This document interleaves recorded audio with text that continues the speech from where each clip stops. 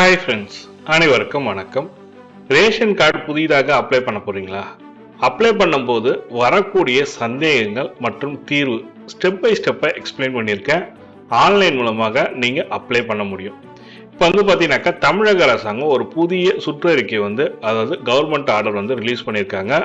அந்த ஆர்டரை பற்றி தான் இந்த வீடியோவில் ஃபுல் டீட்டெயில்டாக பார்க்க போகிறீங்க. வீடியோ ஸ்கிப் பண்ணாமல் கடைசி வரைக்கும் பாருங்கள்.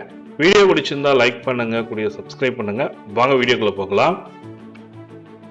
பார்த்தீங்கன்னாக்கா குடும்ப அட்டைகளை விரைந்து வழங்க உத்தரவு. தமிழக அரசாங்கம் பார்த்தீங்கன்னாக்கா தமிழக முதலமைச்சராக விஜயன் அவர்கள் பதவியேற்ற பிறகு 20/5/2026 அதாவது 2 நாட்களுக்கு முன்னாடி பார்த்தீங்கன்னாக்கா தமிழகம் முழுவதும் சுமார் 4 லட்சம் குடும்ப அட்டைகள் நிலுவையில் உள்ள நிலையில் நிலுவையில் உள்ள குடும்ப அட்டைகள் விரைந்து வழங்க நடவடிக்கை எடுக்கும்படி உணவுத்துறை உத்தரவிட்டுள்ளது சொல்லியிருக்காங்க. ஓரிரு மாதங்களில் குடும்ப அட்டை விநியோகம் பணியை முழுவதுமாக முடிக்க அதிகாரிகளுக்கு அறிவுறுத்தல் சொல்லி கொடுத்திருக்காங்க. எதனாலனா கலைஞர் மகளிர் உரிமை தொகை திட்டத்திற்கு முக்கியமான ஆவணம்னு பார்த்தீங்கன்னாக்கா ரேஷன் கார்டு தான்.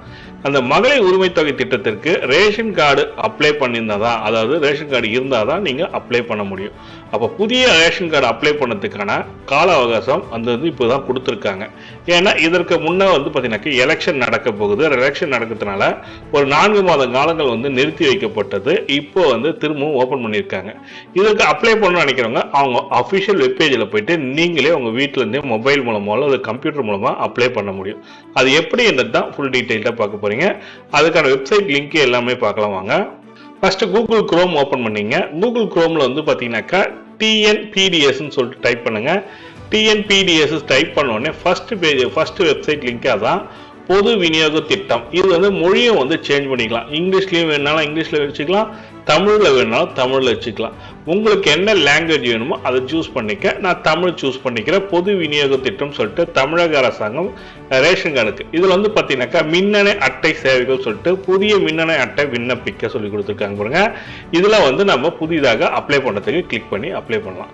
மொத்தம் பாத்தீங்கன்னாக்கா ஒரு 4 ஸ்டெப் தான் இருக்கு. இந்த 4 ஸ்டெப் நீங்க கிளிக் பண்ற மாதிரி இருக்கும். ஃபர்ஸ்ட் பார்த்தீங்கன்னாக்கா முதல் சந்தேகமாக பார்த்தீங்கன்னாக்கா நிறைய பேர் கமெண்ட்ல கொடுத்துருக்கு. என்னன்னா, சார் நான் கேஸ் சிலிண்டர் இல்லைன்னா அப்ளை பண்ண முடியுமா சார் கேட்டீங்கன்னாக்கா அப்ளை பண்ணலாம். அது கேஸ் சிலிண்டர் இல்லை என்றதற்கு ஒரு NOC வாங்கணுன்ற மாதிரி சொல்லியிருக்காங்க. No objection certificate. இது எங்க கொடுப்பாங்கன்னா, நீங்க எந்த ஏஜென்சி அப்ளை பண்ண போறீங்களோ அந்த ஏஜென்சி கிட்ட போயிட்டு இது மாதிரி எனக்கு கேஸ் சிலிண்டர் இல்லைன்னு சொல்லிட்டு நீங்க நோ அப்ஜெக்ஷன் சர்டிபிகேட் கொடுங்க சார் சொல்றீங்கன்னாக்கா கொடுப்பாங்க கண்டிப்பாக. இது முக்கியமான காரணமா இருக்கும். அப்ளிகேஷன் ஃபார்ம் ஆன்லைன்ல அப்ளை பண்றதுக்கான ஃபார்ம் இது. இந்த மின்னணு அட்டை விண்ணப்பிக்க சொல்லி கொடுத்துருக்காங்க பாருங்க. இதுல உங்க பேர் டைப் பண்ணுங்க, father name, address line 1. Address மிக முக்கியமானது ஒன்று. என்னன்னா அட்ரஸ் நீங்க ஆதார் கார்டுல என்ன அட்ரஸ் இருக்கோ அந்த அட்ரஸ் தான் கொடுக்கணும். அப்படி தவிர்த்து அட்ரஸ் கொடுத்தீங்கன்னாக்கா அதை மாற்றத்துக்கு நீங்க ஆதார் கார்டில் அப்டேட் பண்ணி வச்சுங்க. ஆதார் கார்டில் தான் மெயினான டாக்குமெண்டா இருக்கும் நம்ம ப்ரூஃபா கொடுக்க சொல்ல. இது நீங்க ஜென்ரலான ஒரு அப்ளிகேஷன் தான். அதுக்கடுத்து பார்த்தீங்கன்னாக்கா உங்க மாவட்டம் என்னன்றது சூஸ் பண்ணீங்க.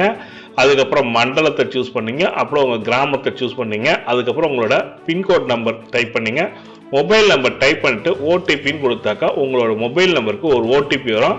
அந்த ஓடிபியை நீங்க இங்க போடுற மாதிரி இருக்கும். மெயில் ஐடி இம்பார்ட்டன்ட் கிடையாது. உங்களோட ஓன் விருப்பம் தான். மெயில் ஐடி கொடுத்தாலும் ஒன்றுதான், கொடுக்கலனாலும் ஒன்று ஆப்ஷன் தான் கொடுத்துருக்காங்க. உறுப்பினர்கள் சேர்க்க சொல்லிட்டு கொடுத்துருக்காங்க பாருங்க. உங்களோட உறுப்பினர்கள் யாரெல்லாம் குடும்பத்தில் சேர்க்க போறீங்க.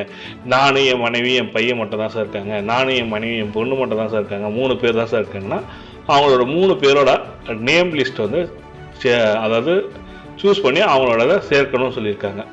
குடும்ப உறுப்பினர்கள் விவரங்கள் சொல்லிட்டு கொடுத்துருக்காங்க. முதலில் என் பேர் சேர்த்துட்டு அதுக்கடுத்து உங்களோட வீட்டில் யார் இருக்காங்களோ அவங்களோட பெயர் சேர்க்கணும்.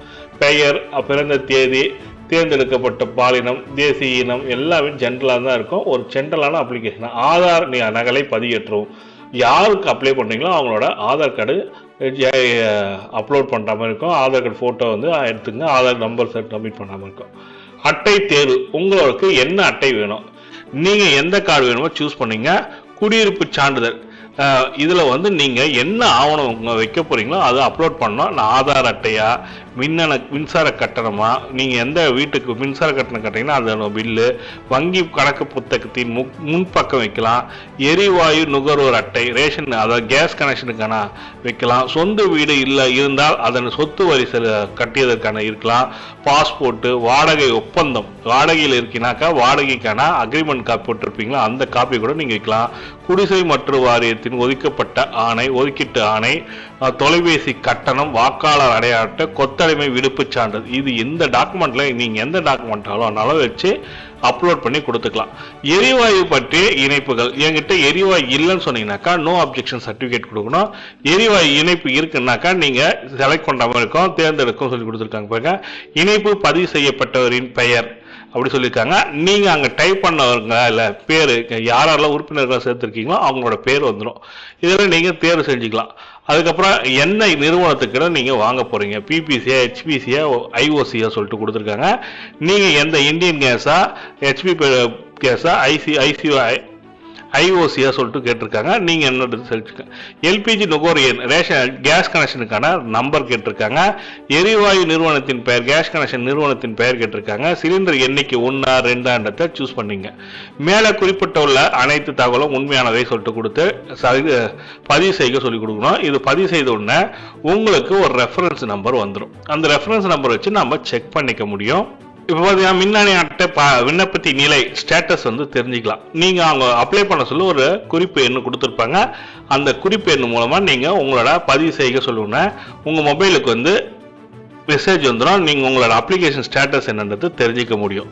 அதுக்கடுத்து பார்த்தீங்கன்னாக்கா எதனா உங்களுக்கு சந்தேகம்னா உதவி எண்ணு கொடுத்துருக்காங்க. உதவி மைய எண்ணு 1967 கொடுத்துருக்காங்க. அப்படின்னா இந்த நம்பருக்கு கால் பண்ணி உங்களோட டவுட்டை கேட்டு தெரிஞ்சு கொள்ளலாம்.